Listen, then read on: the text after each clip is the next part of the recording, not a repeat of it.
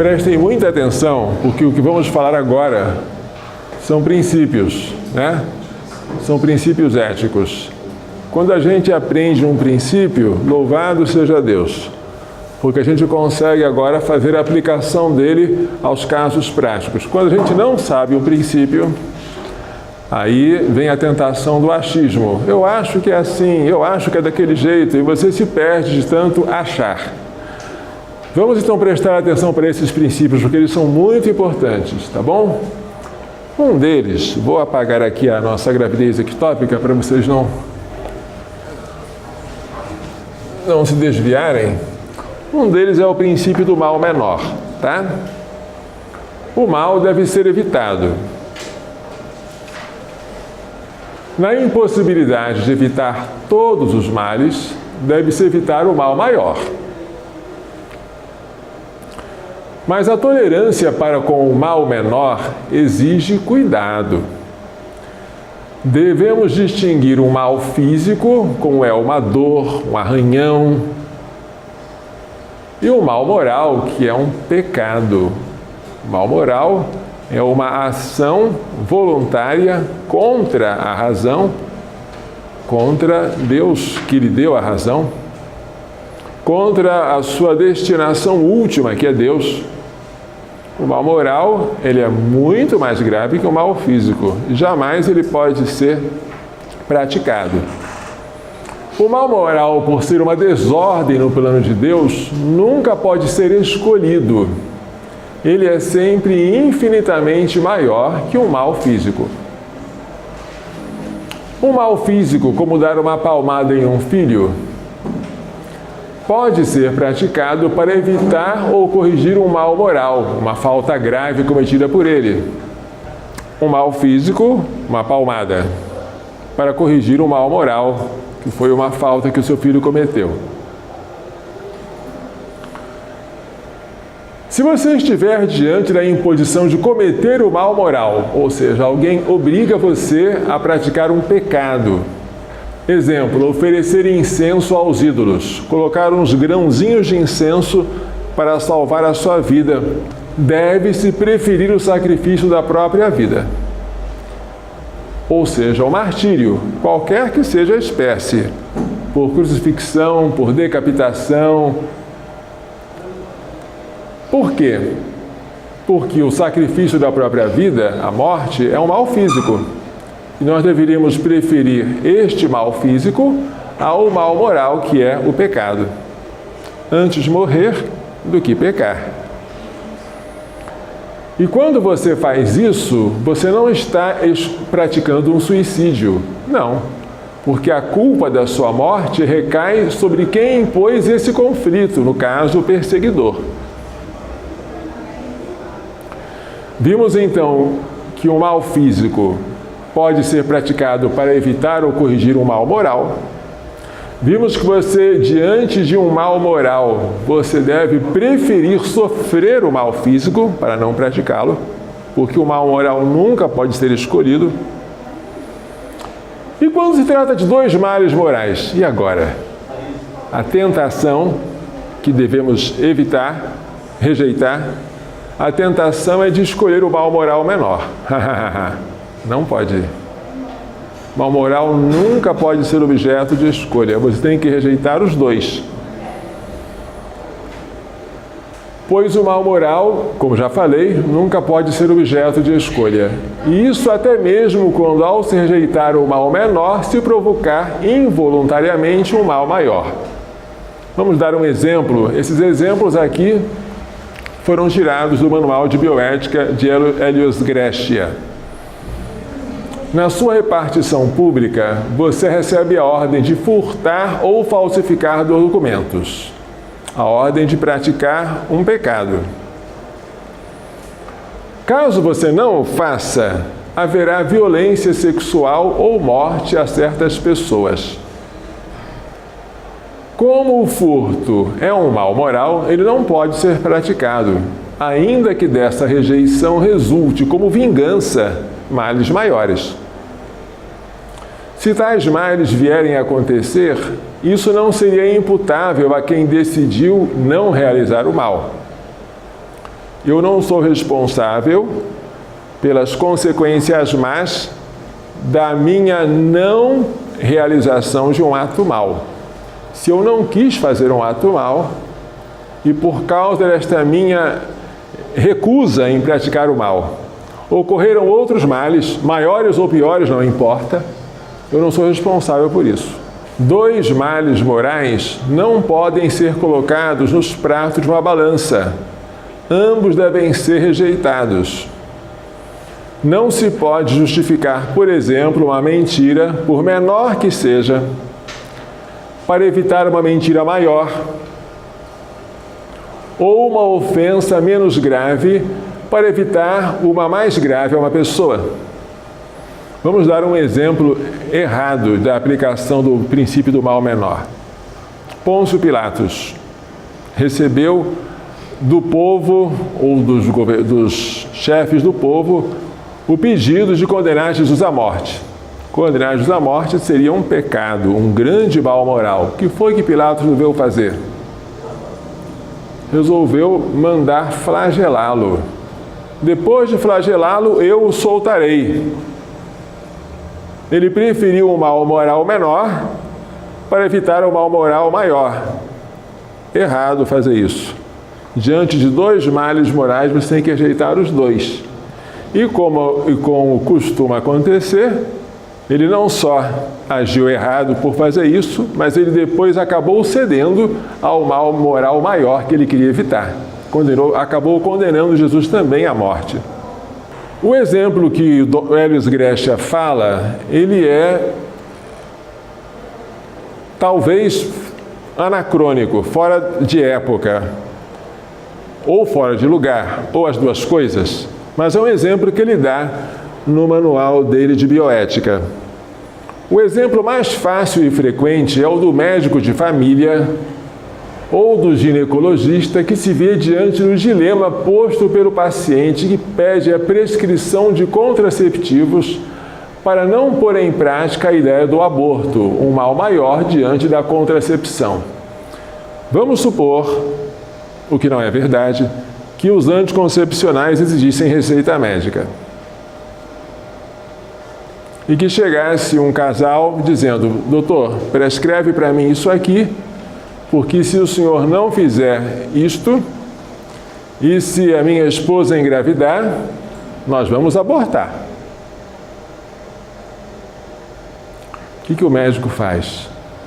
Para evitar o aborto, que é um mal moral maior, então eu vou receitar os anticoncepcionais. O médico não pode fazer isso.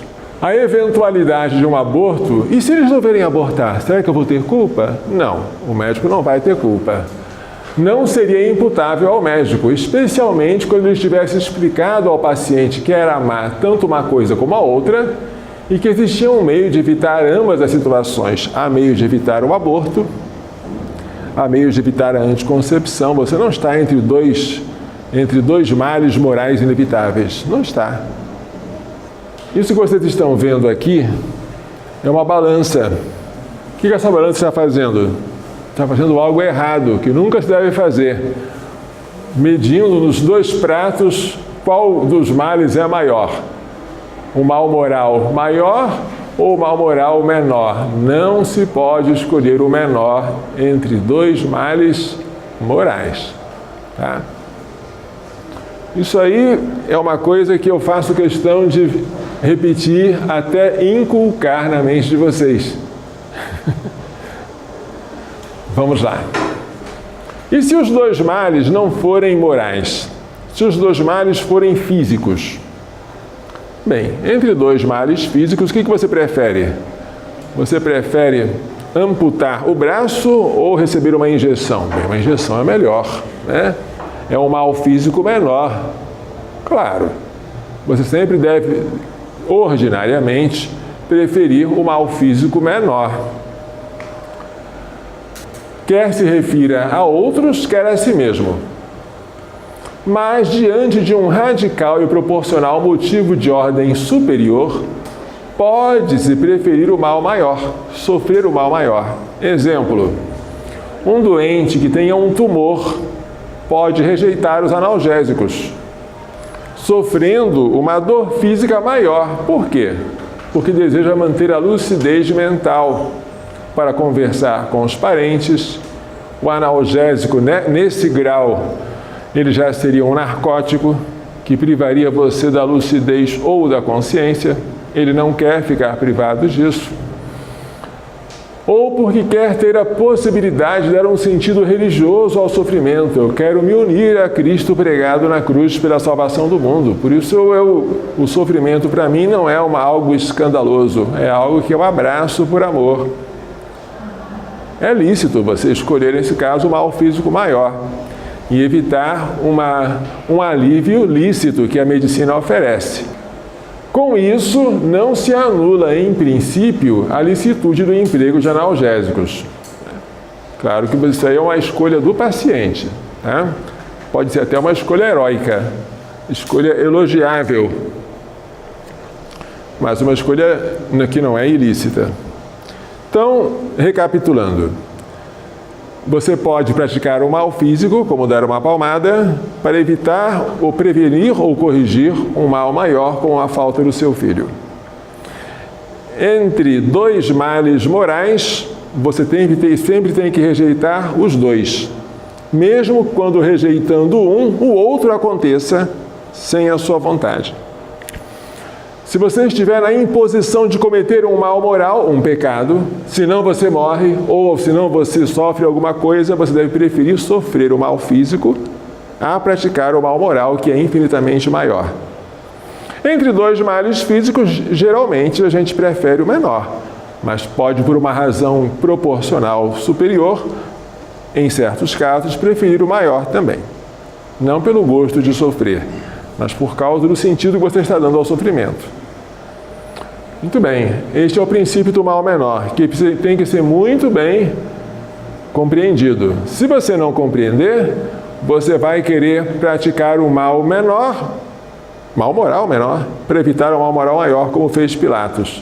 Você vai querer justificar uma mentira para evitar uma situação embaraçosa, tentando colocar a mentira num prato e as consequências do embaraço no outro, e vai tentar dizer que o fim justifica os meios, mas não justifica. Nunca se pode colocar nos pratos da balança o fim e os meios. Põe-se nos pratos da balança os dois efeitos, bom e mal, de um mesmo ato. Agora, o princípio terapêutico, ou o princípio da totalidade. Não é difícil de se entender, mas deve tomar cuidado também. As partes estão submetidas ao todo. É lícito, e às vezes até obrigatório, amputar-se uma das partes do organismo a fim de evitar a morte da pessoa. Pode-se extrair um braço que está gangrenado, um apêndice que está infeccionado, um útero que está canceroso, a fim de salvar o organismo. Algumas condições para a aplicação do princípio da totalidade. Que se trate de uma intervenção sobre a parte doente, ou que é diretamente a causa do mal, para salvar o organismo são, o organismo sadio. Não se pode, por exemplo, para salvar o meu corpo, amputar um órgão que não tem nada a ver, que está sadio e não está causando nada de mal para mim. Não posso fazer isso. Você pode amputar, extirpar, retirar um órgão doente ou que seja a causa direta do mal que você está sofrendo. Segunda condição, que não haja outros meios para fugir da doença, sem haver a necessidade de você extrair uma parte do seu organismo. Você não vai fazer uma operação para tirar o seu apêndice se você pode resolver o problema, por exemplo, com antibióticos. Que haja boa chance, proporcionalmente grande, de sucesso. Não vai fazer experiências à toa com o seu organismo. E que se tenha o consentimento do paciente. Você informa ao paciente: vamos tentar fazer isso com você. As chances estão essas, os riscos são esses. Você aceita? Aceito. Esta questão aqui, que é um candidato forte para a nossa prova, a mutilação de um órgão sadio, como a ligadura de trompas na mulher, né? Ou a laqueadura, mesma coisa, feita com o fim de evitar uma nova gravidez, que, com muita probabilidade, resultaria na morte da mãe e ou do bebê. Poderia ser justificada pelo princípio da totalidade? Esta pergunta já foi respondida pelo Papa Pio XII, porque este problema não é novo. Mas ainda hoje, esse problema permanece atual, porque muita gente tenta justificar as operações de esterilização com base nesse princípio da totalidade. A resposta é não. Embora você esteja praticando um ato com boa intenção, ele é mal em seu objeto. Por quê? As trompas não estão infeccionadas, não estão doentes, as trompas estão quietinhas no lugar dela e funcionando bem. E elas não estão causando mal nenhum para o organismo. Não é necessário extirpá-las para salvar o organismo. O que se pretende é o quê? É esterilizar diretamente a mulher. Você quer causar a esterilização, nesse caso, como meio. Esterilização, querida, como fim ou como meio, é esterilização direta. E ela nunca pode ser lícita. Você pode tolerar uma esterilização como um efeito secundário. Por exemplo, você vai operar a próstata de um homem que está com câncer. Como resultado, ele vai ficar estéril. Paciência. Isso é um efeito colateral. A cirurgia não foi feita para isso, mas é impossível fazer sem causar esse efeito. Mas no caso da laqueadura, você quer esse efeito. Você quer que a mulher fique estéril, isso é mal, com uma intenção boa, que depois ela não morra na gravidez seguinte, que ela não sofra um aborto na gravidez seguinte. A intenção é boa, mas o meio é mal. Não se pode fazer isso. Nem se pode aplicar o princípio da totalidade, porque essa parte que você quer extrair, ela não está doente. E ela não causa nenhum mal para a mãe por estar boa. O que você quer é estragar o organismo da mãe, é isso que você quer. Para que ela pare de ser fértil. Isso é um absurdo. O que se pretende é esterilizar diretamente a mulher, tornando inférteis os futuros atos conjugais livremente praticados. Como nós veremos em seguida, com detalhe, o ato conjugal tem que ser sempre aberto à vida. Ao praticar a laqueadura, você está querendo que, para o futuro, todos os atos conjugais que a mulher praticar se tornem inférteis. A esterilização cirúrgica é uma anticoncepção permanente em série. É em casos como esse que é lícito ao casal valer-se da continência periódica, que nós também vamos tratar com calma depois. Ou seja, da abstenção de relações sexuais nos dias férteis, com o fim de evitar uma nova gravidez. Evidentemente, para você dizer que você vai fazer algo para evitar uma nova gravidez, tem que ser um caso muito sério, porque a gravidez, até prova em contrário, ela é uma bênção, é motivo de festa e de grande alegria. Para você fazer alguma coisa para que essa gravidez não venha, a razão tem que ser bem grave. Supõe-se que essa razão aqui será grave, pelo menos estão ameaçando que a mãe vai morrer. Vamos acreditar. Se isso for verdade, o que nem sempre acontece, nem assim o casal está autorizado a se esterilizar, nem ele nem ela. Para casos como esses, é que o casal pode espaçar uma gravidez da outra através da continência periódica, vulgarmente conhecida como método natural de regulação da procriação. Nesse caso, o casal não põe nada para tornar o ato sexual infecundo. Ele pratica os atos conjugais naturalmente, ele só escolhe os dias. Mas naquele dia em que ele praticou, o ato é natural. O dia que poderia ser fértil, o casal se abstém, faz sacrifício pratica continência. Continência é uma virtude. Vamos estudar isso depois. Por enquanto, estamos na parte geral. A parte especial vem depois. Estamos na parte dos princípios. Depois vamos tratar cada caso, tá? Então já falamos do princípio do mal menor, do princípio da totalidade ou princípio terapêutico. E agora, esse aqui que vocês já conhecem, não é? Tem que conhecer. Que é o princípio da ação com duplo efeito. Confere? Nós já falamos tanto deles. Não temos o direito de praticar atos moralmente maus, nem sequer com boa intenção.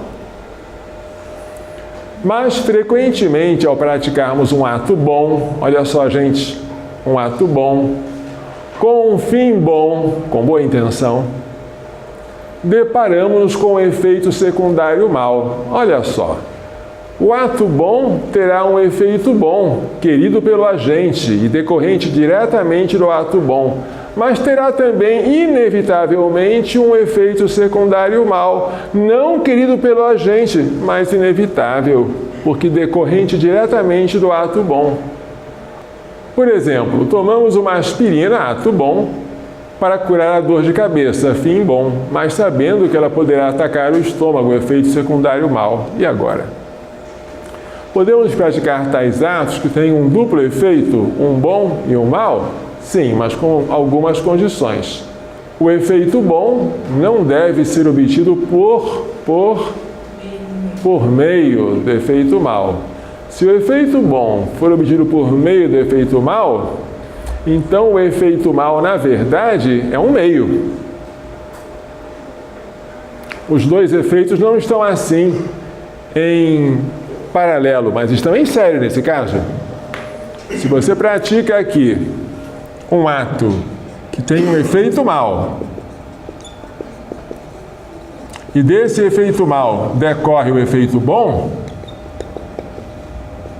exemplo, você esteriliza a mulher, efeito mau. Mas também você tem um efeito bom, que é impedir a morte dela, supostamente. Vamos fazer de conta que é verdade. Então aqui, este efeito mau serve de meio. Mas o fim não justifica os meios.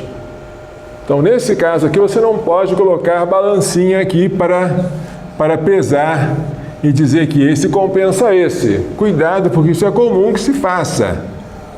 Mais do que comum, comuníssimo. Mas isso aqui é proibido. Não se pode pesar nos pratos da balança o meio e o fim. Mas você pode pesar os dois efeitos decorrentes de um ato bom. O efeito bom e o efeito mau, você coloca nos pratos para saber se um compensa o outro. Esta é a segunda condição. Deve haver uma proporção entre o efeito bom querido e o efeito mau tolerado. No caso do paciente que toma aspirina, a cura da dor de cabeça, efeito bom, é obtida diretamente da ação de tomar aspirina. Ou não? Sim. Você obtém a cura da dor de cabeça por causa da irritação do estômago? Não. Não é a irritação do estômago que causa. Então não é um mal que causa o bem. Não é o efeito mal que causa o efeito bom. O efeito bom não é decorrente do mal. Oh, que bom. Há uma proporção entre aquilo que você quer obter, que é a cura da sua dor de cabeça, e o mal que você pode sofrer, que é a irritação do estômago. Essa proporção existe, porque a chance de danificar o estômago é remota, né? Especialmente se você ingere o comprimido com leite. Então, o efeito bom, que é a cura da dor de cabeça, é proporcionalmente superior ao possível efeito mau, tá? Então, você pode ingerir a aspirina sem problemas morais. E, aliás, você tem que fazer isso com praticamente todos os remédios. Porque qual remédio que você toma e que não tenha nenhum efeito colateral? Você tem que aplicar esse princípio não só na bioética, mas em várias situações da sua vida. Esse princípio da ação ou da causa com duplo efeito foi descrito de maneira lapidar pela Academia de Medicina do Paraguai, de 1996. Olha que coisa linda. Evidentemente, essa declaração foi escrita em espanhol, tá? Mas aqui está a traduçãozinha dela em português. Não comete ato ilícito o médico que realize um procedimento tendente a salvar a vida da mãe durante o parto ou em curso de um tratamento médico ou cirúrgico cujo efeito cause indiretamente a morte do filho, quando não se pode evitar esse perigo por outros meios.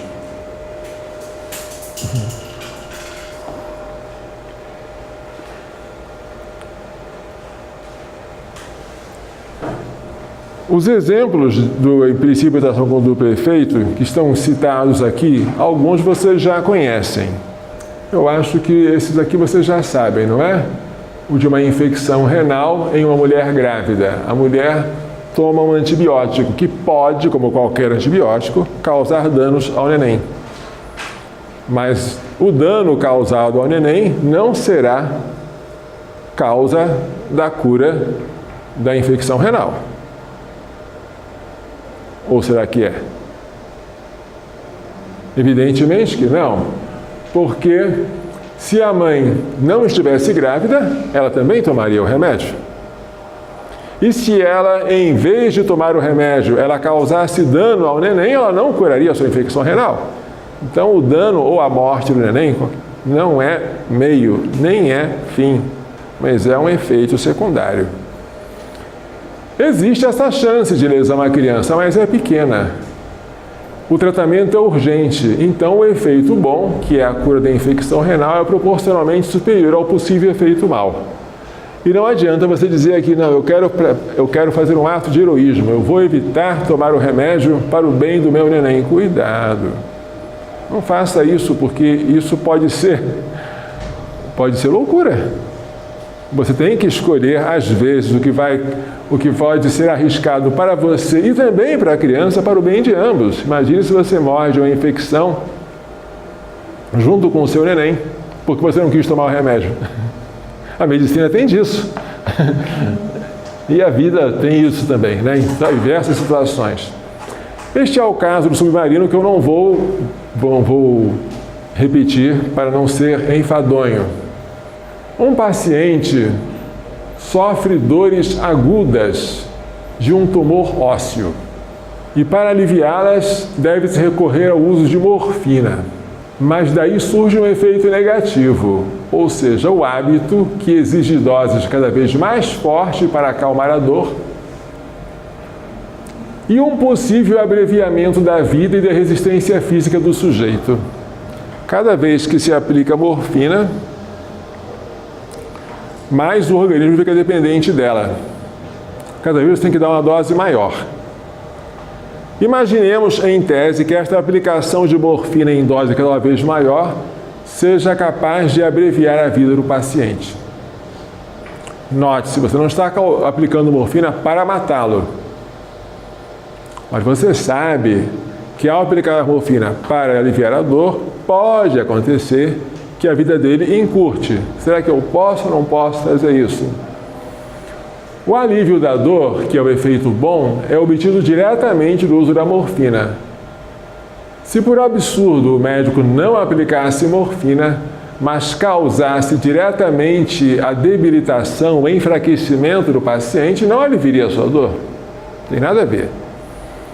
O efeito bom tolerado, que é o alívio da dor extrema, é proporcionalmente superior ao mal tolerado, que é a debilitação do paciente. Obviamente, não se pode exagerar a dose. Se você já exagera a dose, você mata mesmo. Porque isso equivaleria a matar o doente. Mas sem esse exagero, o ato pode ser legitimamente praticado. Este é um exemplo clássico, embora haja quem ponha em dúvida se tal caso existe. Por quê? Acredita-se ou acreditava-se que a morfina em doses cada vez maiores poderia encurtar a vida do paciente, fazê-lo morrer antes da hora. Mas fez-se uma experiência de pacientes tratados com morfina e outros não tratados, e não se verificou uma aceleração no grupo dos que foram tratados com morfina. Não se verificou uma aceleração da morte no grupo dos tratados com morfina. Parece que o organismo vai se habituando e que não há o efeito que nós temíamos. Mas ainda que houvesse, seria lícito.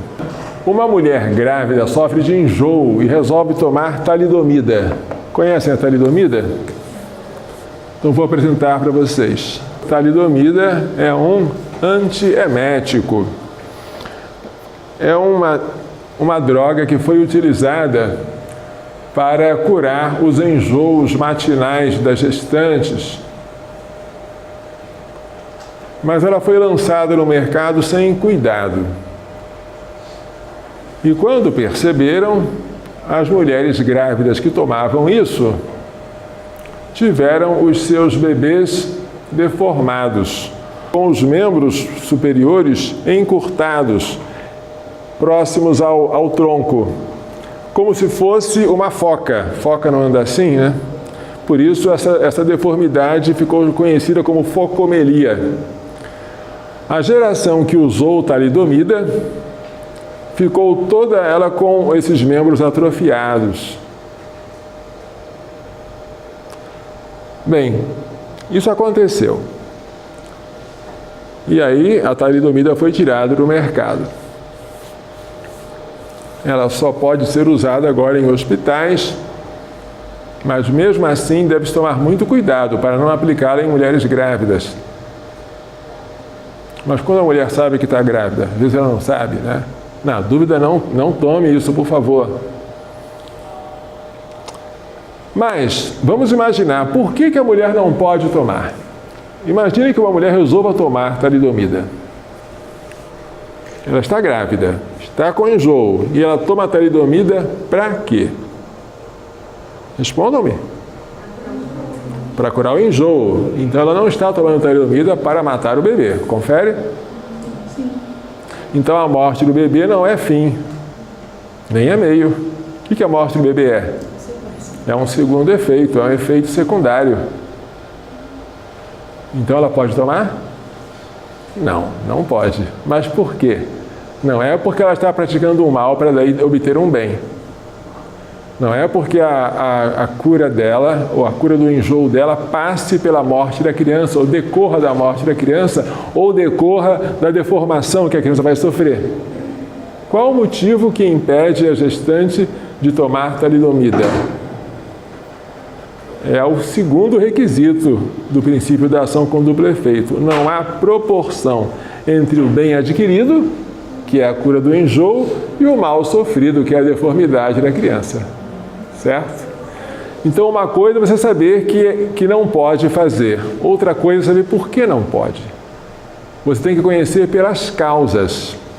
E tem que responder sabendo o que responde. Então, você vai perguntar, a mulher pode ou não pode tomar talidomida? Não pode. E agora vem outra pergunta mais importante. Por que não pode? Resposta errada. Porque um fim não justifica os meios. Eu sei que o fim não justifica os meios, mas esse caso aqui não é o que está acontecendo. Não há proporção entre o efeito bom, querido, e o efeito mal, tolerado. É este o motivo pelo qual você não pode tomar a talidomida na gravidez, certo? Esse aqui é um caso que vocês já sabem, não é? Um médico cheio de boas intenções recomenda a uma mulher pobre, mãe de muitos filhos, que se submeta a uma laqueadura, ligadura de trompas, a fim de evitar que ela conceba um filho que tenha dificuldade de sustentar. Nesse caso, quando ele laqueia a mulher, ocorrem dois efeitos. Um efeito, ela fica estéril, efeito mal. Qual o outro efeito? Ela não vai ter mais filhos e não vai sofrer o ônus de sustentá-los. Só que esse efeito bom decorre do efeito mal. A esterilização aqui é querida como meio. O efeito bom é obtido por meio da esterilização direta, que é um efeito mal. O médico pretende praticar um ato mal, a mutilação de um órgão reprodutor sadio, com um fim bom. Se o efeito bom é obtido por meio do efeito mal, não se aplica o princípio da causa com duplo efeito. Além disso, o médico poderia e deveria aconselhar a mulher a fazer uso da continência periódica em acordo com seu esposo. Uma nova gravidez seria evitada enquanto durasse a situação de pobreza e o seu organismo não seria mutilado. Logo, o princípio da causa com duplo efeito não se aplica. O ato não pode ser legitimamente praticado. Eu não sei se eu estou sendo claro ou se eu estou sendo insistente demais, mas nessa hora, às vezes as pessoas se assustam. Padre, em nenhum caso. Em nenhum caso. Por quê?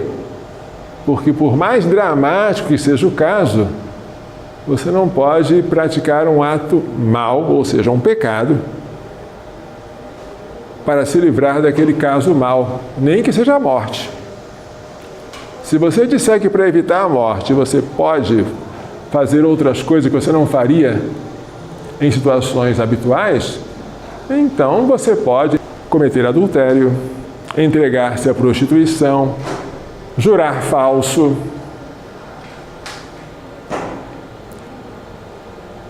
Tudo passa a ser relativo e não vai haver mais valores absolutos.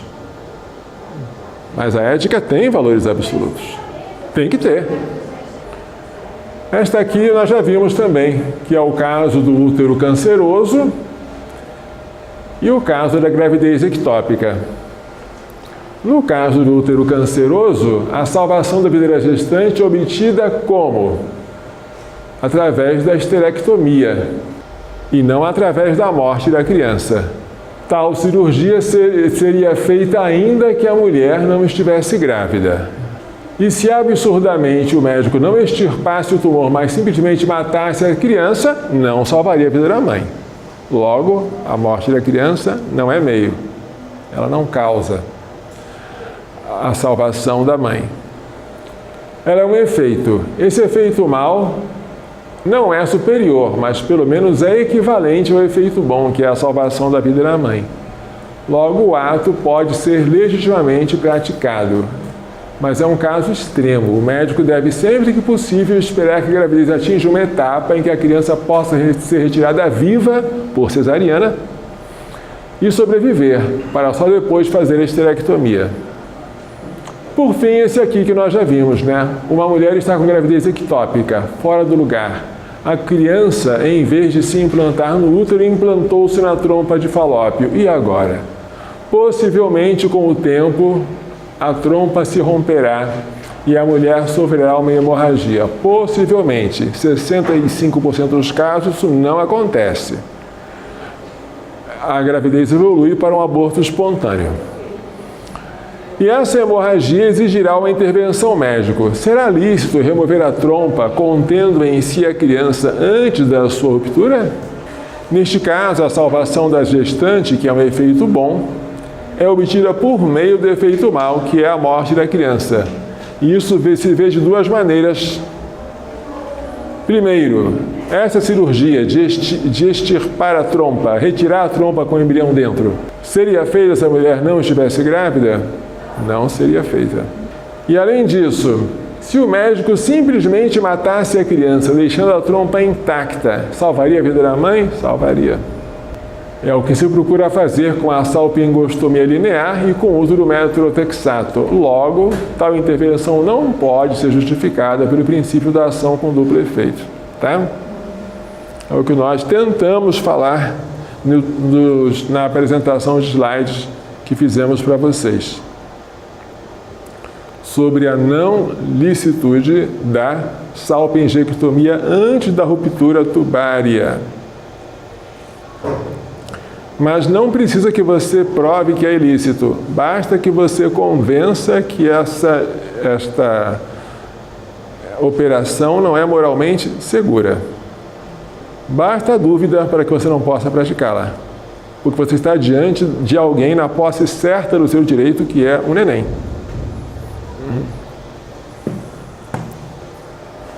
Como a tese de Buscarém se tornou muito popular, inclusive entre os moralistas católicos, vocês vão encontrar adversários numerosos, embora com boa intenção, de boa fé quando tratarem desse assunto.